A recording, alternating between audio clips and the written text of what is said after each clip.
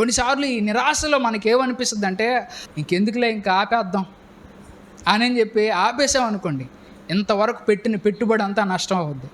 ఇంకెందుకులే అని ఆపేసామంటే ఇంతవరకు పెంచుకున్న క్లయింట్లన్నా సరే, ఇంతవరకు పెంచుకున్న కస్టమర్ సర్కిల్ అంతా కూడా నష్టం అవుద్ది. ఇక్కడ ఆపేద్దాంలేనంటే ఇంతవరకు నువ్వు పెంచుకున్న స్కిల్స్, సామర్థ్యాలు, నేర్చుకున్న విద్యలు మొత్తం వేస్ట్ అయిపోతాయి. ఇంకా ఆపేద్దాం చాలులే అని అనుకున్నప్పుడు ఇక ఏ మార్పు కూడా రాదన్నమాట. కాబట్టి ఇంకా చాలులే అని నువ్వు వెనకడికి వేసేస్తే ఇక నీ జీవితంలో ఏ అభివృద్ధి రాదు కదా.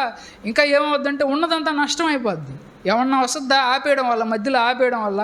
మన పిల్లల్లో మార్పునన్నా సరే, మన మంచి ప్రవర్తన మనం ఆశిస్తూ ఉన్నప్పుడు మంచిగా ప్రయత్నం చేయాలే కానీ మధ్యలో ఇంక వీళ్ళు ఎప్పటికి మారలే, ఇంక నా భార్య ఎప్పటికి మారదు, నా పిల్లకాయలు ఎప్పటికి రారుదు చర్చికి అని చెప్పి నిరాశతో వదిలేయకూడదు.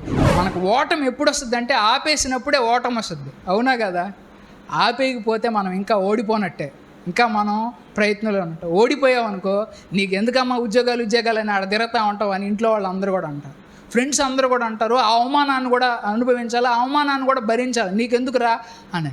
ఆ అవమానాన్ని ఒక పక్క నువ్వు ఆపేయడం వల్ల ఉన్నది కోల్పోతావు, పైపెచ్చు ఆపేసేసి ఓడిపోవడం వల్ల జనాలు నిన్ను ఇట్లా ఎక్కువ విమర్శిస్తారు. ఇంకా రేపు పొద్దున మళ్ళీ నువ్వు ఏదైనా కొత్త పని చేయాలంటే గతంలో నీకు వచ్చిన ఓటమి నిన్ను బాగా భయపెట్టద్ది. ఒక్కసారి ఓడిపోయిన వాళ్ళు మళ్ళీ సులభంగా ఓడిపోతారు. ఒక్కసారి సక్సెస్ అయిన వాళ్ళు మళ్ళీ సులభంగా సక్సెస్ అవ్వగలరు. అది సక్సెస్కి ఫెయిల్యూర్కి మధ్య ఉండే ఫార్ములా. కాబట్టి ఒక్కసారి ఫెయిల్యూర్ అలవాటు చేసేసుకున్నావనంటే, ఒక్కసారి ఫెయిల్ అవ్వడానికి కాంప్రమైజ్ అయిపోయావనంటే జీవితంలో మళ్ళీ ఫెయిల్ అయిపోతానే ఉంటావు. కాబట్టి నువ్వు గుర్తుంచుకోవాల్సిన విషయం ఏంటంటే, దేవుడి మీద విశ్వాసంతో ఆపకుండా విశ్వాసంలో ఈ పరుగు నేను కడముట్టించాలి. 2 దినవృత్తాంతములు 15:7 అయితే మీరు మాత్రం ధైర్యంగా ఉండండి, ఆశ వదులుకోవద్దు, ఎందుకంటే మీ పనికి ప్రతిఫలం లభిస్తుంది. కాబట్టి దేవుడే మనకు ప్రతిఫలం ఇచ్చేవాడు. తగిన సమయం వచ్చినప్పుడు ఆయన ఖచ్చితంగా మనకు ప్రతిఫలం ఇస్తాడు. కాబట్టి ఈ లోపలే నేను ఇక నాకు ఉద్యోగాలు ఏం వద్దులే అని ఆపేసేసామంటే ఖచ్చితంగా నువ్వే ఇబ్బంది పడతావు.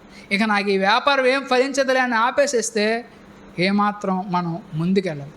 కాబట్టి మనం గుర్తుంచుకోవాల్సినటువంటి విషయం ఏంటనంటే, ఆశలు వదులుకోకుండా ఉంటే తగిన కాలంలో మనం పంటకు వస్తాం. ఒకవేళ విపరీతమైన భయం వచ్చింది, లేదా ఏదైనా వచ్చిన చిన్న ఫెయిల్యూర్ వల్ల వచ్చిన నష్టం వల్ల బాగా భయం వేసింది, గ్యాప్ తీసుకో. ఒక నెల గ్యాప్ తీసుకో, లేకపోతే 2 నెలల గ్యాప్ తీసుకో. తిరిగి మళ్ళీ చదవడం స్టార్ట్ చేయి, తిరిగి మళ్ళీ కొత్త స్కిల్స్ నేర్చుకోవడం స్టార్ట్ చేయి. తిరిగి ఏదైతే ఉంటుందో వాటిలన్నిటిని నేర్చుకొని తిరిగి మళ్ళీ స్టార్ట్ చేయాలి. కానీ ఆపేసినందువల్ల ఏమీ రాదు, పైపెచ్చు నిందలు, అవమానాలు తప్ప.